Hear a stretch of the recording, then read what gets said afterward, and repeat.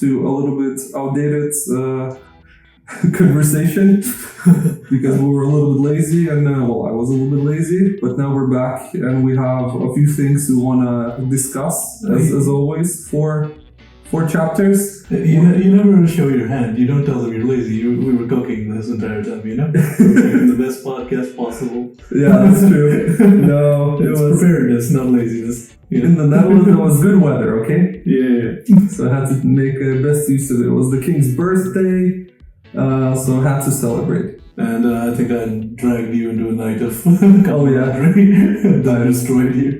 I'm proud of myself every time I do this. Second time. It's not the last time though, I'm pretty sure. Awesome. That's the spirit.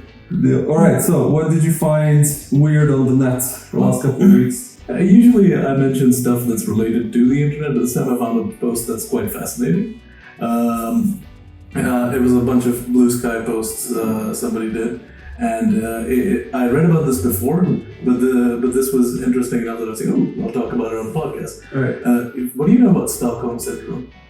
Isn't it when you are a victim and then you get addicted to being a victim? Yeah, that's the generalized explanation. Okay. So even though it's called Stockholm Syndrome, it isn't recognized by any psychiatric association. Like, it's not listed in the Diagnostic Statistics Manual. How is it called then?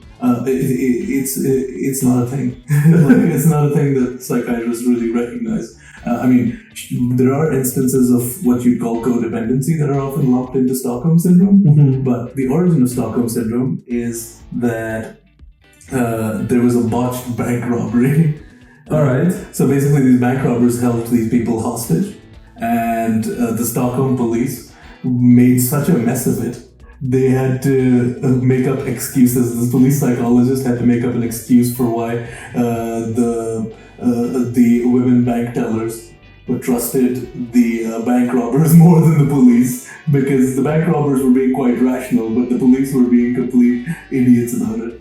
So the police psychologist was, no, they've just come to empathize with their captors. So there might be cases of it that actually do happen, but Stockholm Syndrome, the case that actually it's named after, is most likely just bad police work being excused on a systemic level.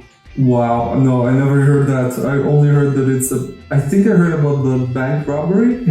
However, I did not hear that it was just like a screw up of the police. I heard that basically one of the ladies of the cashiers, she fell in love with one of the criminals and she started writing him while he was in jail or something like that. And then he got out, they got married, and then he murdered her or something. But I don't know, that's what I read somewhere, but I didn't know that it was a systemic fuck up of the police. Yeah, I haven't read that part. But I read about this a while ago, and it stuck with me. But then I saw this post when I was doing the topics. I thought, I should bring this up because it's just an interesting sort of tidbit. It might or might not be real. I'm not a psychologist. Neither of us are. No.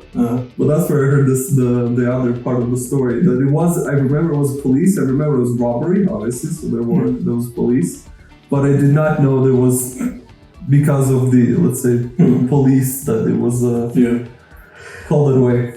But the Stockholm police just were being like, I think the case was that they were being really aggressive with what actions they were pursuing. So the bank tellers had to be more reasonable with the robbers because, they were in contact with them and they had a line of communication. But again, neither of us are psychologists. We do have Stockholm Syndrome though. Yeah, to work. Alright, I found, I don't know if you heard, there was a Taylor Swift new album release. Oh, good. And the whole internet basically, a lot of people online, they would sit in their cars recording themselves crying and saying, oh girl, I can relate to this song or that song. They would have listening parties, so the album would be released at 2:00 at night, and people would have these listen parties. Yeah. So you have watch parties, they had listen parties where they would all together listen to the album and cry together and record it and then upload it online. And I found this one guy who did. He took all the albums of Taylor Swift he put it on the charts, and he took all the words that she used in every album, and progressively more and more, she would swear in her albums. So she would use words like whore, damn, goddamn, hell, bitch, shit, fuck, dickhead. and the last album is just apparently a lot of swear words, like around 60 swear words in the whole album. I just want to know what lyric uses the word dickhead. That's also a good one. But it's ridiculous. And when I saw that, my TikTok basically was only people crying, and Taylor Swift was number one. So this obsession of Swifties, and the other part was the listeners who do not appreciate her anymore. So now, normally they were all one big clan, and now it started separating. So there's beef online with the ones who still like, oh, I divorced my husband because of song number 3 of the last album. Shit like that. It's terrible. I think it's ridiculous when people sell their soul for an artist. I mean, I've heard the new album, and it's fine. You know, like there's worse music out there, but at the same time, the lyrics are very much so. Self-victimizing. She's always drama queen, as I understood. Yeah. Fair. I mean, she's a great musician, at least by modern standards, you know. But the themes are not. Play a new song, you know. Pick a new theme sometimes. Yeah, she's drama queen, I guess. All right, what's your subtopic? Alright, one of my subtopics was that the CEO of Asana, Moskowitz, he basically publicly talked about the Tesla stock. And he said that it feels like a con. Oh yeah. He said it's like Enron, like there's nothing to back up the numbers, there's nothing to, support his support for Tesla, you know? And I mean, lots of people have said that before, but no one who's like not a Silicon Valley hotshot, you know. Moskowitz was an early Facebook investor, and he runs Asana right now. And this was like a really public tweet, you know. What is it gonna do? I mean, was there backlash? I haven't seen. There's always backlash when you're dealing with this sort of brands with a huge cult following, and I haven't seen anything from Elon about this. You know, he's like, I'll be silent. I'll pretend this never happened. Concerning. Yeah, writes that underneath. But I mean, it's kind of it's kind of sad that one of the most popular electric car companies just doesn't have anything to back their stuff up, you know, and they keep making cars that are meant for rich people rather than the average consumer. It is a cult. They had a concept car, I think, that they said will cost 25,000 euros or dollars or something, but they never released it. And where's the Roadster that they wanted? And when did they release the Cybertruck? 2020 or something? Took them 4 years? Yeah. Since the first time when they showed it, and did they take a glass ball or something? Yeah, that was in 2020. Yeah, early 2020. Yeah, it was a very long time ago. So, and I heard that it's not suitable for European roads. Yeah, over here we have so many regulations about this, which are good, by the way. I agree. I don't think I want the Cybertruck on the road. The other thing is, it's a tank, and it's made it's made because of his obsession with sci-fi aesthetics. But those are movies. That's fictional, you know. You can't really make.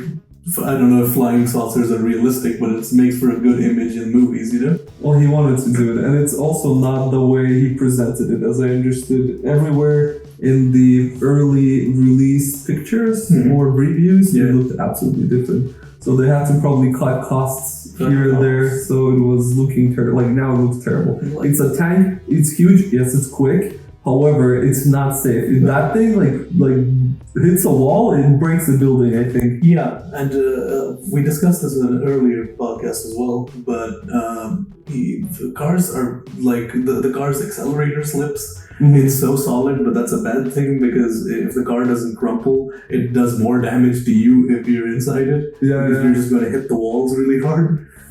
Terrible. Well, talking about CEOs, I have a subtopic which is basically a little bit of helpful subtopic. I took 3 subreddits and Reddits that I follow for many, many years now. The first one is r/startup, so it has 1.6 million users, and basically what it focuses on is people, companies who start, let's say, any type of company, any type of startup, and they face any kind of issues or issues in general. They go there, they can ask questions, they can ask others who are in a similar position to scale, to connect together, to kind of do things. So I found that very useful. The second one was r/entrepreneurs. It has 3.4 million users. So that one is a little bit bigger. It's a bigger community, and it has, again, very different ages and types of businesses that they discuss. And they also help solving problems and unite. I've seen there was one very cool topic post that was done. The guy said, hey, I came here 6 years ago. I found my business partner on the subreddits, and now we're a $10 million company and so on. So it was just pretty cool. And I thought, okay, as we were discussing, coming to the main topic, I'm like, okay, I want to prepare a little bit that there are places for any type of startups, entrepreneurs to kind of go and share, your opinions, your work, everything that you do. And the other one I really like, it's r/small business. It's 1.6 million users. It's basically, again, how to start a business, owning your business, growing your small business. And I like that one because that has a lot of people, as well as the entrepreneur, a lot of people, they're mixed. Yeah. But they say, hey, I quit my job as a glass cleaner, and then I started providing my own services to my old clientele and stuff like that. So it can be very, very simple, and they don't want to scale, they don't want to grow. It's like 2, 3, 1-person companies. So that would be that's just very cool stuff. I thought I'll share to anyone who wants to find, help or some sort of inspiration. Well, that's kind of cool that somebody found their partner off of subreddit. Yeah, I mean, if you can find reliable people, sure. That's where you find the like-minded people. Where else can you do that? That's kind of the special thing about Reddit. It's just a concentrated place of where people who have intense interests. Yes. It's not like other social media. Well, you could do this in Facebook groups a little bit, but that's not the main draw of it. But in Reddit, sometimes Reddit is just more useful for niche information. Sometimes if I'm looking for the price of something, it's more handier to check Reddit. If it's not a product that's usually available or it's behind a quote wall, So Reddit has been really handy for big appliances that usually you need to contact the company to get information for, and they just disclose that. They go oh, I bought this a while back. It was this much, this much, this much. Here are the factors that you need to take into account. And I'm like, oh, this person really listed out everything I need to read. I literally did that a month ago. I was researching the tool, and it was behind request a demo. I just Googled, hey, who used this tool, and there was a whole chart of comparison and an Excel sheet with a link. I'm like, okay, I would never get that info. I couldn't find this on Google, but I found it on Reddit just because people, they shared their opinions, their reviews of the tools that they used, what are the price ranges, and I wouldn't guess. I would never find it. So it was also very nice. So this is as well very cool. And I personally like using Reddit just because I owe them my bachelor's thesis at this point. I just posted it in one group, and I got 160 people who respond. Whoa. Yeah. I also did it from a master's thesis, but the group had rules. They were oh, you can't post this here. Yeah, fair. But it helped out a lot. Yeah, to get all the surveys. Fair. What's your subtopic? My subtopic is the Sora AI thing. Did I like it to you? Yeah. So, I mean, they got popular with that AI video of the balloon-headed guy, and Airhead, right? Airhead. And people were like, oh, this is amazing, blah, blah, blah, this and this. But there was actually a lot of human editing and just tinkering with it afterwards and post-production involved in that, to the extent that a lot of people are just kind of feeling it was false advertising. Yeah, well, obviously they should feel lied to, because if they said, hey, this is all made by AI, but then you need a lot of post-production, Yeah, fair enough. Yeah, it was also one of those things where I don't know to what extent this would be. I don't know where the line is with this one. I liken it to when video games release a trailer. When video game companies release a trailer, and the graphics are better in the trailer than the actual game later. That's always, man. That's always ridiculous. But this goes kind of beyond that, because this is you selling a product and then doing a tech demo for it that you're ostensibly supposed to be using for making videos, but it's not exactly doing it 100%.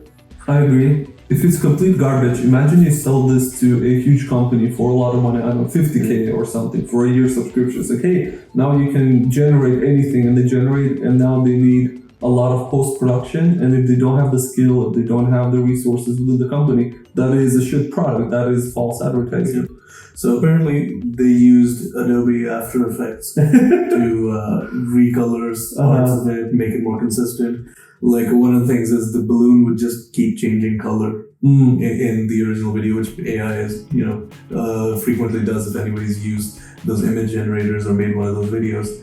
It smoothens it all out. It's gotten very smooth, the recent video software, but you can always just kind of tell something's a little bit, what do you call it, papered over, like it's being artificially smoothed.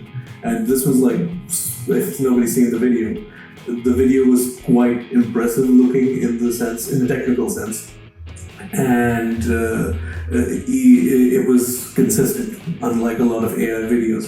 Now we find out that wasn't necessarily the case. It would still have that problem where it would just randomly switch perspective, randomly switch colors, randomly just pick weird angles, because it doesn't really have a understanding yet of what goes where. Yeah, fair enough. Well, that sounds like a failed business. No, good segue. Yes, so I want to talk about a few failed businesses that I found a little bit funny, and I have 5, and the first one is a Silicon Valley famous WeWork, and I called it We Crashed again. So basically they were positioning themselves, I think everyone heard of WeWork, they were positioning themselves as a tech company, but in reality they're pretty much McDonald's, because all they did, they basically rented out places, rented out commercial real estate, and put themselves in and said, now we have everywhere in the world a co-working space that you can come in, and we have this app that you can use, and they call themselves a tech startup, and they were not at all a tech startup. And here the whole business model revolving around the revolutionary concept of renting desks, the twist, long-term leases and short-term memory, about financial fundamentals led to a crash, reality check.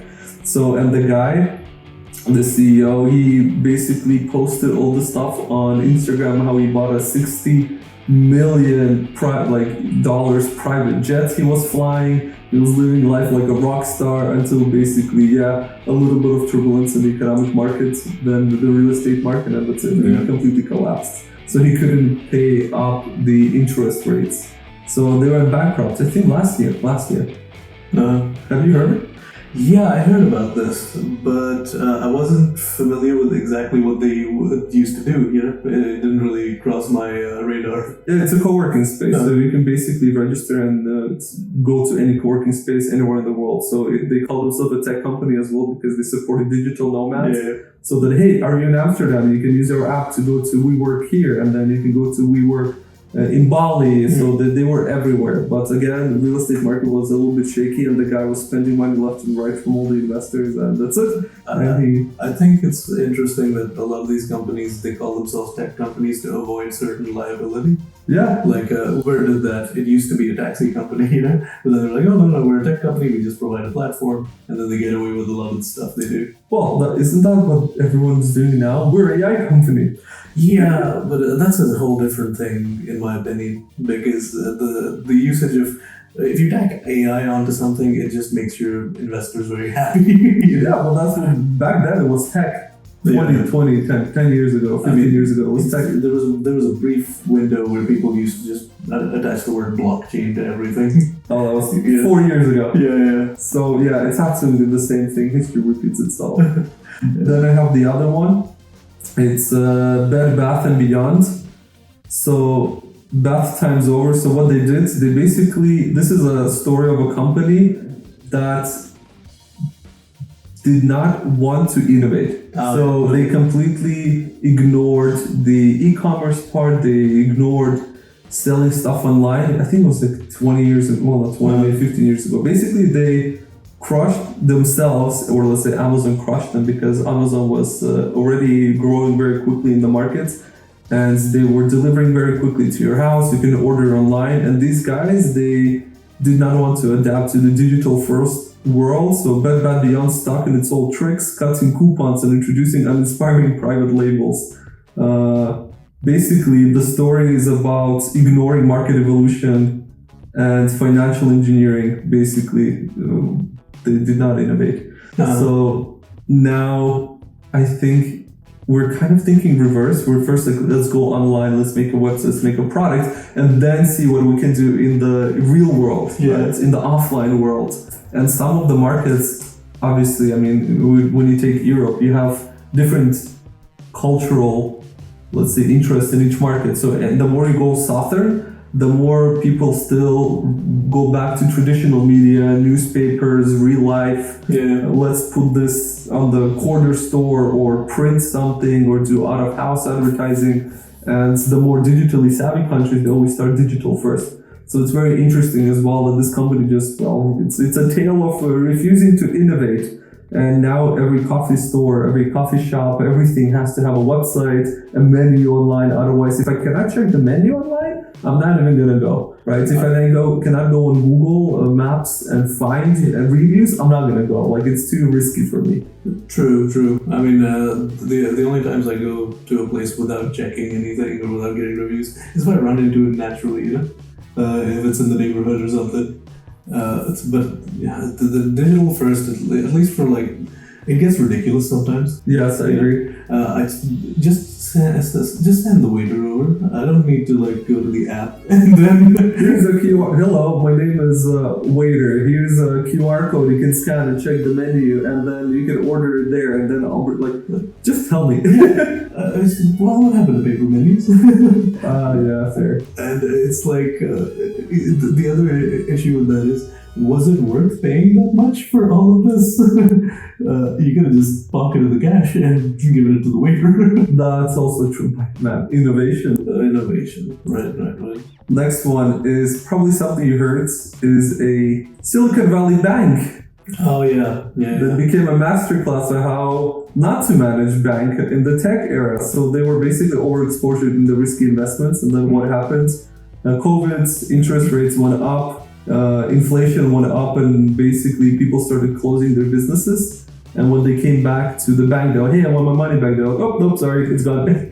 It's like, hey, I want to... And then they had this bar which they can secure the money. I think everyone who had below 200K was secure, but it was a startup, and I think company banks would only give money to big startups, big tech startups, big investors. Yeah. So no one actually had, I think less than 5% or something, had under 200K that was secured by the state of California, and they would then give back from basically taxpayers' money to all these people, but the rest just evaporated.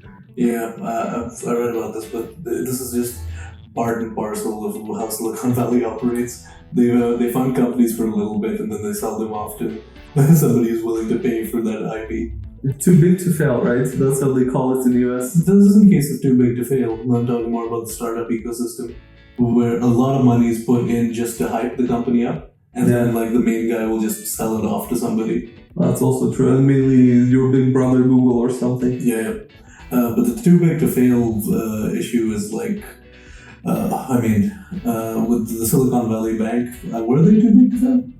Not really, but they didn't get bailed out, right? No, but they got bought out, I think, if I'm correct, and also they still got the money back to the people who had the lower bar. Basically put in the bank. So government still bailed them out. Someone bought them, and they kind of, they're okay-ish. But a lot of people, a lot of companies, they were completely screwed. Yeah. This is one of the funny things about these intense, free marketeers, They always go like, you take on the risk, A CEO takes on a risk. When he takes a company, that's why he deserves to get paid this much more. And when the risk fails, they always ask to be bailed out. I mean, so what was the risk? You were the only one with the golden parachute. Fair. Well, I get it's a complicated topic, but I totally agree with you. I think it's bullshit that's something that everyone knows that there's potential for that to happening. No one controls them, and they can put the money anywhere they want. So it's completely uncontrollable. Yeah. Everyone talks big until they're in the situation. Everyone has a plan to get hit in the face, right? Yeah. The other one I have, it's called Go First, or as I called it, Go Last, a turbulent tale. So basically, it was a company that crashed, I think. So as engines failed, so did the company strategy, revealing a started lack of contingency planning. The airline decision-making seems to fly on autopilot, cruising towards disaster, and pandemic disseminated travel demands. The story zooms on the chaos, cancelled flights, basically passengers being unhappy, high costs on saving and cheap solutions, bumpy ride through the clouds, and poor management. And basically it's a lot of companies actually during COVID, obviously a lot of air plane companies, they just couldn't survive, and these guys as well, they just basically hiked up the prices for everything. So they go, no one's flying, so you know what, the tickets now is going to be 10,000 euros, so you have your private jets pretty much on fly. So this is just very stupid price gouging that they did not survive. I mean, this is also part of when you're stuck in a growth model and you constantly need to grow. What happens is you start taking away stuff that used to come for free on airlines. Yeah. You start doing all this stuff baggage is now this. We're decreasing the minimum weight that you're allowed to bring on. And if you have to show profits every quarter, airlines are either going to get more expensive or just worse. That's true. That's the only way to go. I was reading somewhere that we're living in a growth economy, but it's unsustainable. It's absolutely unsustainable to grow infinitely. Yeah. Infinite growth is a problem to begin with. That's true. It's just a stupid model that someone said that it's gonna work, but economically speaking, apparently it's the worst. Yeah. I mean, you're not gonna get much disagreement from me. You know my politics. I generally think sustainability is better than constant growth. I agree. It's smooth ride for me as well. I think if it's ain't broken, don't fix it, right? Yeah. If it's going well, don't try to fix a problem that is not there or reinvent the wheel or something. And just like we talked about before, this is also an issue of just if getting investors on board and keeping them around. So that growth is constantly necessary to just signal to them. But it's also greed, right? It's also greed, of course. But I'm talking more in the granular sense. You put the nail on the head of the main human emotion. But in terms of if you had to look at it robotically, it's just you're constantly trying to appease the CEO, appease the investors. And if you want to keep your shareholders around, you need to constantly be showing them a graph with the line going this way. That's true. Oh my god, so sad. Well, last one. The Credit Suisse took a high-stakes gambling strategy, and let's see how much we can lose before someone notices. Spoiler alert, it was a lot.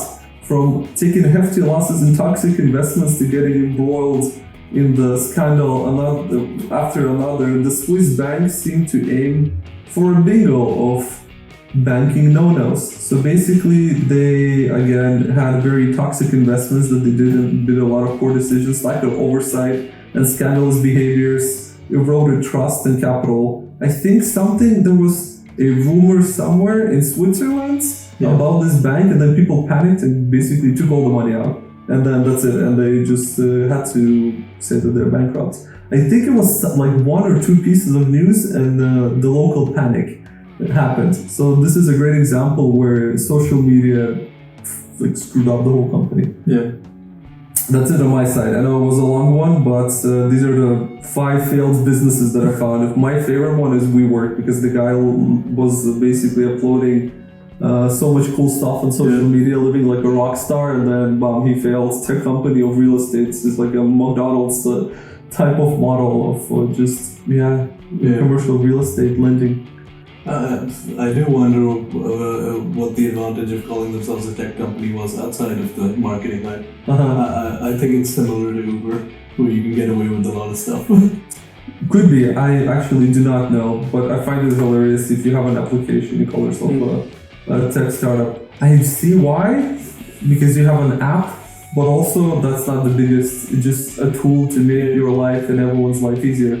I bet it makes for really good presentations, you know? Fair. We have an app, we're a tech company, it's better than we're a real estate company. Yeah, that's true. But also McDonald's, right? They present their fast food restaurants, but a lot of actual money comes from lending or renting the place to the actual, how's it called? Franchise, yeah. That's how most fast food chains work. But did you ever watch the movie The Founder? I don't think so. No, it's really good. It's about the founder of McDonald's. It's like a fictionalized version, and the facts aren't 100% accurate, but it's really good at breaking down the business model. Oh, I think they stole how they stole it from 2 guys. I've seen it. It's super good. I really liked it. All right. So the main topic is, I feel like that was the main topic, but the main topic is coming up. But before that, I just remembered I wanted to bring up one failed company as well. My favorite was Theranos. What is it? Oh, you don't know about this one? Oh, I feel like I'm sharing gold with you. So Theranos was set up by Elizabeth Holmes, who was a sort of also a tech entrepreneur, but she was the woman who used to dress like Steve Jobs and have the turtleneck. I think I know. Okay, yeah. I was like, I know you know. Yeah, now it rings a bell. So she wanted to invent a really cool idea, but completely impractical. It was a little box where you could enter your blood samples, and it could tell you all sorts of stuff, like you might have this disease, you might have this, blah blah blah. Just a little handy device. And first they wanted to roll it out to doctors, but then they also wanted it to be in everybody's homes, you know? And what happened was they were just making stuff up.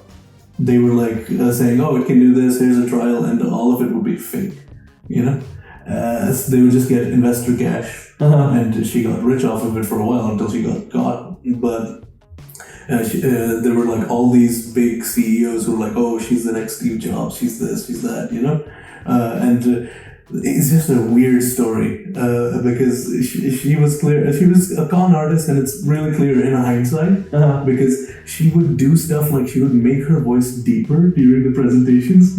So she would, I don't know what this was about. Why? I think she wanted to sound more authoritative. Okay. Just putting on an affect. Oh my god. But when all of this went down and all of this was revealed, there was no product at the end. They just realized they just built a box, and then they were faking all of the results.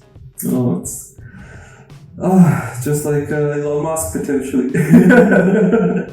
We're a software company. We're not a car company. Buy this 5,000 euro plug-in to make your ass warm during winter. Terrible. I also remember sometimes it just occurs to me that they put you can change your car horn to a fart sound on a Tesla. I would totally do that. But I'm also just like, my man.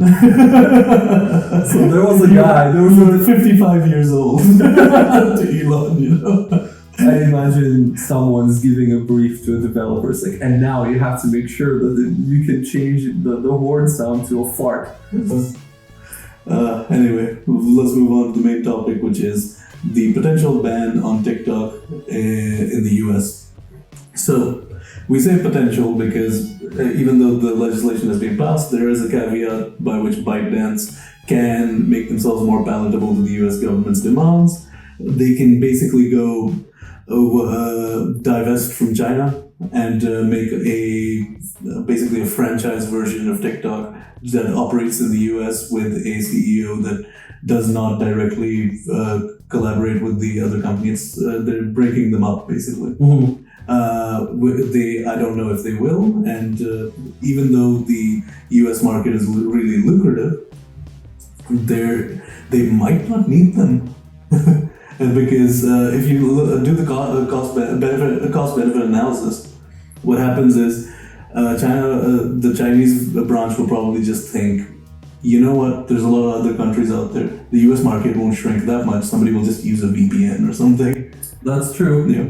If somebody really wants to use TikTok, they'll just do that. The other thing is that even if it gets banned, they have so much more of the rest of the world, and the main thing is in the US, TikTok is not that ingrained business-wise, so I don't know how much damage it'll do to digital marketing companies. Like, there's not as much advertising on there. Targeted. I disagree. Organic there is, right? I disagree both. Oh. To be honest, and it's a big risk for. It's an extra channel. Think about it this way, because Facebook has all the boomers and Gen Xers there. Millennials are stuck with the Instagram, but also migrating into TikTok. And then you have TikTok where a bunch of Gen Z are located. And you have to think about it this way, that each of these marketing channels, they do have a target group. So when you say, hey, there's a big chunk of advertising that doesn't go, it actually goes there. It's just that it is split equally between Facebook stories, Instagram Reels, YouTube Shorts, and also TikTok, because that's a video first platform. Yeah. So it is actually very serious when it comes to advertising. No, I agree with you on that part. What I mean is from the Chinese branch's perspective. It is data anyway. It's data. They're mainly selling data, yeah. But I also think, like, so how would that really work for the companies involved? Like, if it gets banned in the US, is a US company not allowed to advertise on TikTok anywhere? No, I think I don't really know. They never mess with the company side of things. This is America we're talking about. I'm not sure. They said that they have to, as you mentioned, they have to sell it off to someone who's in the US base, and then it's basically going to solve. Like, you can still advertise, right? The functionality is there to do that, because you can advertise in Europe as well on TikTok, and there's no problem. I'm just curious if someone's going to use a VPN, what kind of ads they will get, for example. Then it's going to be much more difficult to target, because then you will not know where they're located. I don't know, you're in the US, but you use a Dutch VPN. What then? Then you will see all the Dutch ads, and then for advertiser marketeers, it's just going to be shit targeting, and it's going to be waste of money. Then you cannot do that. But I also am reading here that, of course, TikTok is facing ban in the US, potential ban, because of the data privacy concerns, because it's China based.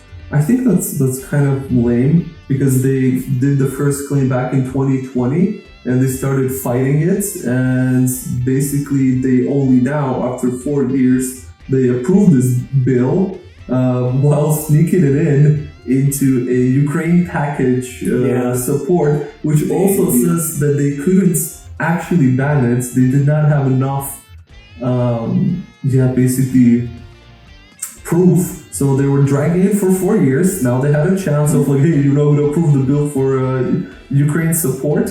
And then they sneaked it in, but it still doesn't mean that it's going to be banned, because the bill will now go to the Senate, where basically they have to accept the House bill as it is, and basically have an open amendment process to make changes to that.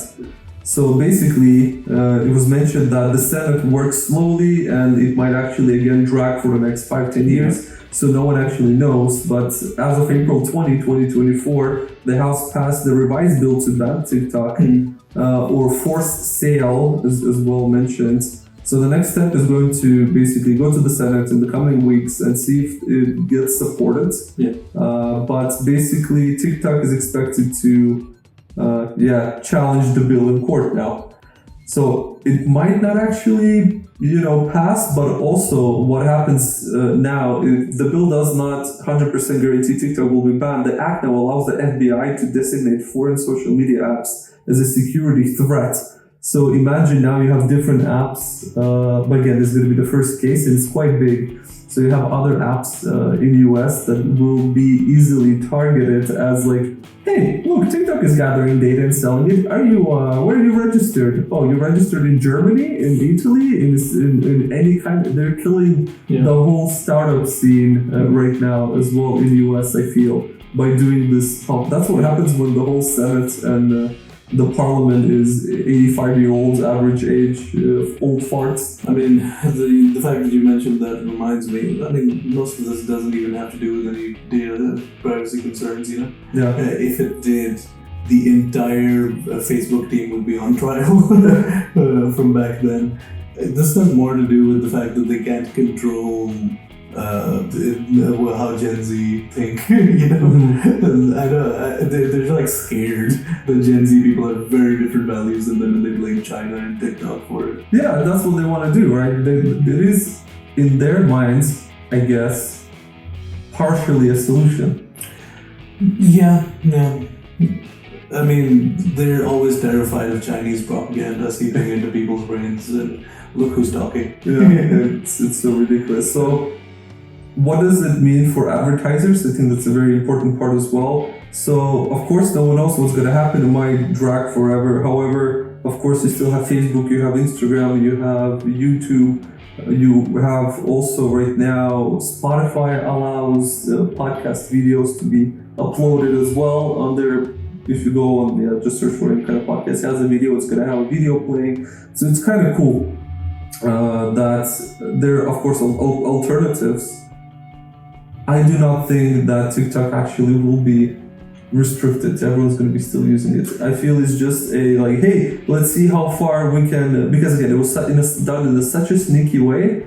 And a lot of companies, they'll have to, I think we spoke about this as well, they have to think now, do I have to back off of the platform or whatever, but the decision might never be made actually. Like it might drag for 10 years, we don't know.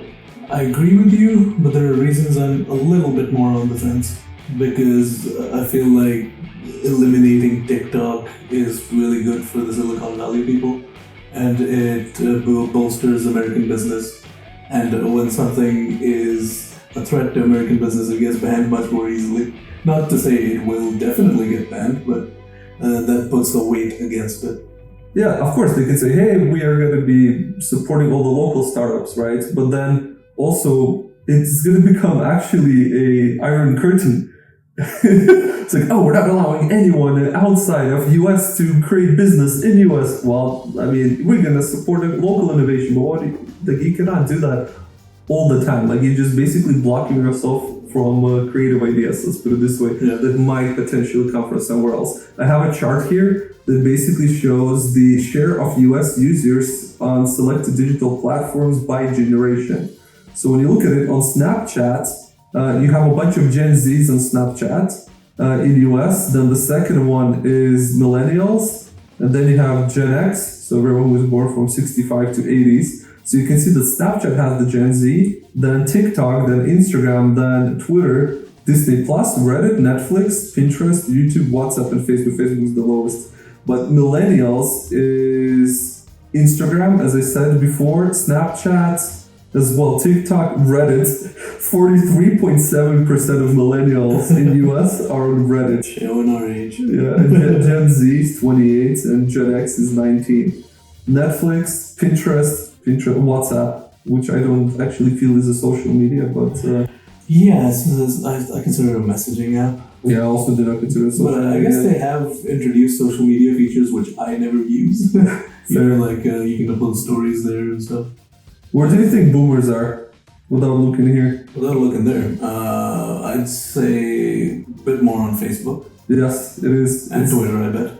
19% on Facebook, and the second one is YouTube, Pinterest, Twitter, not at all, 10%. I'm surprised by Pinterest. Yeah, just looking at beautiful pictures. I'm not sure. Yeah, look, 15% baby boomers who were born in 46 to 64. I'm interested in why the Disney Plus and Netflix are there.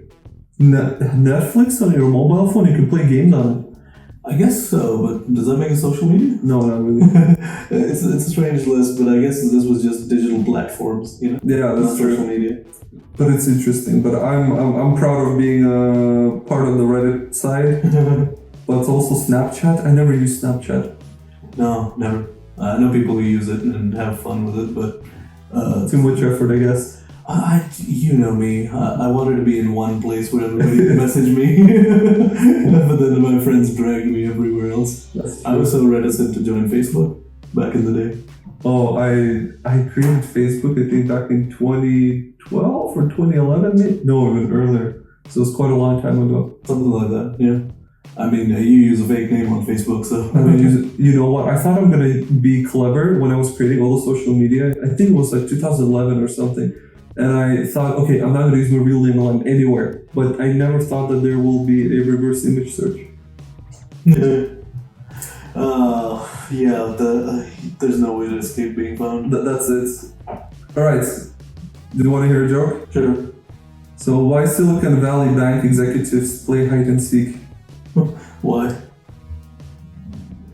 Because good luck hiding when everyone leaves with your cash. Topical. Right. I, on the other hand, don't have a joke, sadly. Oh no, you'll have to do 2 next time. I'll have to do 2 next time? Fair. I'll try to make them connected, so it's like a good set of jokes. You have to. It has to be topical. The thing is, when time comes, and I have to think of a joke, I can only think of stuff that's so inappropriate for this podcast. Someday, when we can upload this stuff on our website, then it's gonna be okay. Maybe the After Dark edition for Patreon. Thanks everyone. Enjoy, have fun. Till next time on episode 5. Yep. See you next time.